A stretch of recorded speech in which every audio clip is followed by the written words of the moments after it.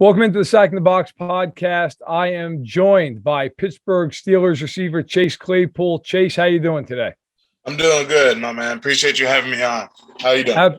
Absolutely, I'm good. I got to ask you first. The Pac-Man in the background. A big fan? What's the meaning behind it there? Yeah, it's supposed to light up, but I don't think it's working right now. It's just my game room, so I think Pac-Man is one of the most classic games in the world. So I think it's a good little sign to have in your game. Yeah. What's your favorite game that you got? Call of Duty for sure. Okay. Call of Duty, but I played World of Warcraft growing up. As when I was younger with my mom, so that was a good game. But World of Warcraft's Call of Duty's my go-to right now. Gotcha. I'm with you. I'm with you on the games. Got the old NBA Jam over there. Fire it up whenever I can get out of work for a few minutes. So I hear you. But I wanted to ask, you guys are coming off a big win over Tampa Bay, a game that I think a lot of people thought the Buccaneers would roll. It was a big spread in the game. You guys not only won, but really controlled the game for the most part. You had a big day. What is the vibe now? Yeah, 2-4, but you guys get the big win. You're only game back in the division. How are you guys feeling as you head into a Sunday night game here with Miami? Obviously we really needed that one. That was a must win.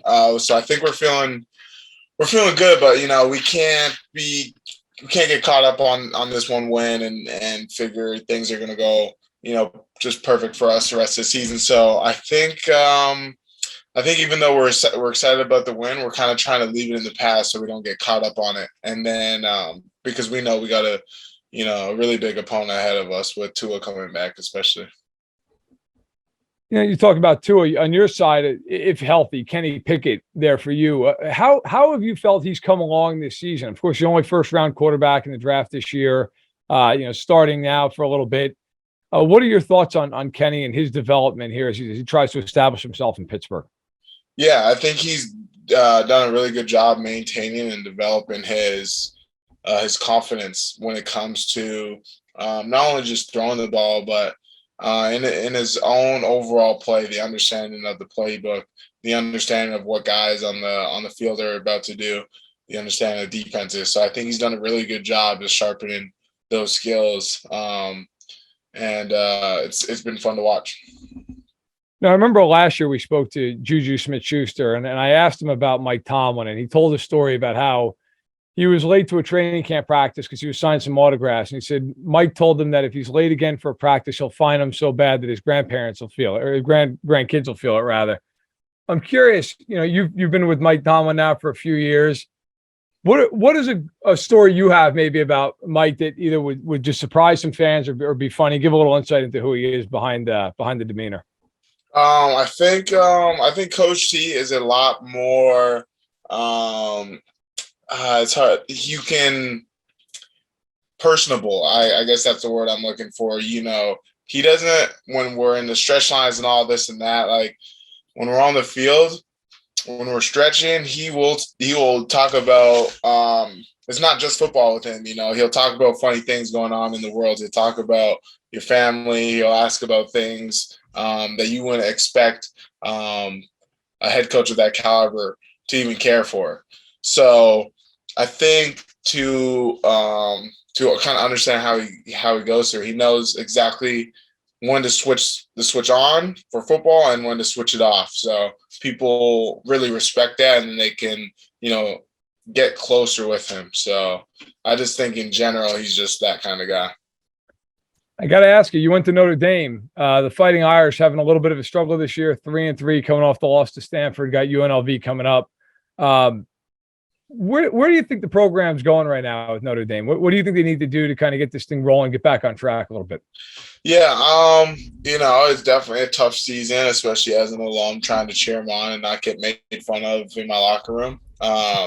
So we're going. It's like growing pains. Like the Coach Freeman just got in, and he hasn't really had a chance to recruit his players and his types of guys. Obviously, he had this one off season, but I think we'll really feel the impact of his recruiting in a couple of years. Hopefully next year, but I just think we need someone to step up, and Michael Mayer's been that guy, and I love watching him. But we need a couple more people to step up and be able to be counted on in some moments when it's time to get a touchdown or an interception or something like that. There's so many traditions on and off the field for Notre Dame. What was your favorite part about being a member of the Irish over the course of your career? I think the game day walk was probably my favorite. I just think it's so cool to see all those people kind of, supporting you, cheering you on, and showing you love. And my freshman year, we went 4-8. So those game day walks were just as crazy as they were when we weren't going into a losing season. So I think it just shows the dedication and the love that those fans have for us. Have you ever seen Rudy? I saw Rudy on my way to Notre Dame for my visit. Yeah. Are you a big fan, or do you feel like it's overrated? Where do you fall on Rudy? I loved it when I was going there. I might have been just a little naive high school dude when I was watching it, but I thought it was really good. I know I've heard mixed reviews, but for the most part, pretty good.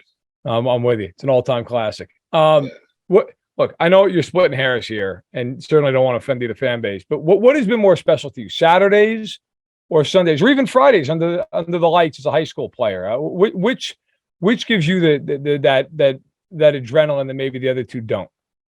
I think I was so hyped up in high school in terms of like before game. I hyped myself up so much, and we would only have like 150 to 200 people come out to our game, like max, I would say.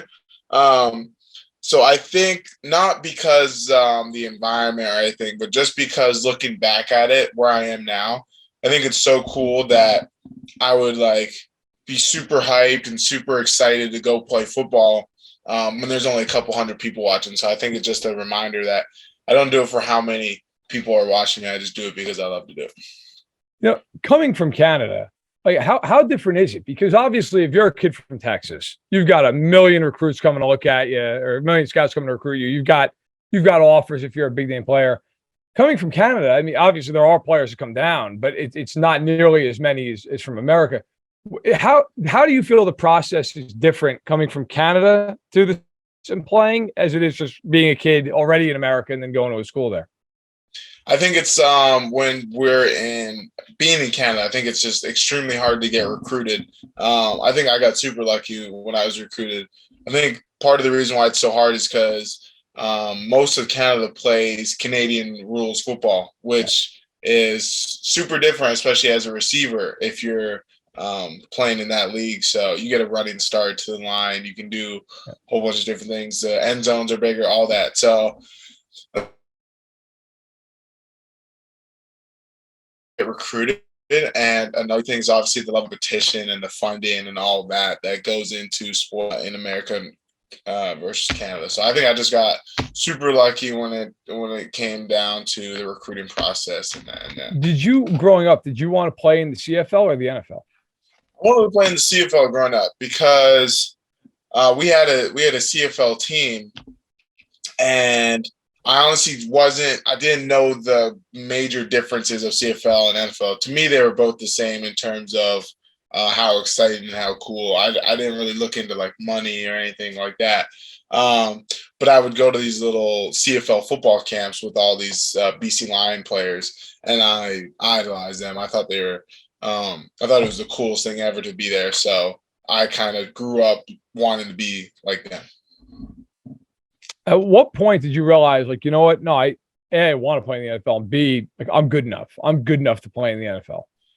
Yeah, I mean, I think I wanted to play. I've always wanted to play in the NFL, but I think when I was a lot younger, it was CFL. But when I realized that I really had a chance to play in the NFL was probably my junior year of college.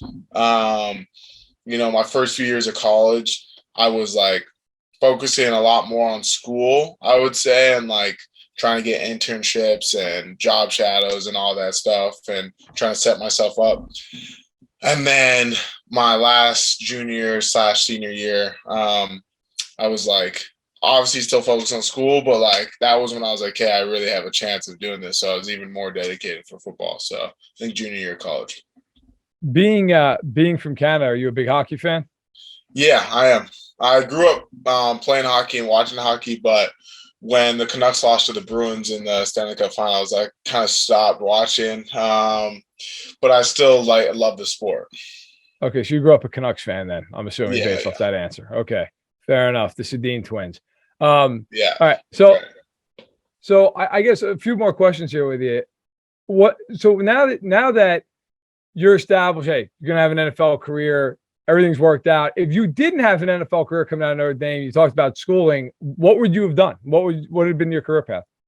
I think I was looking into being like a financial advisor or like not a financial advisor. I don't know why I said that.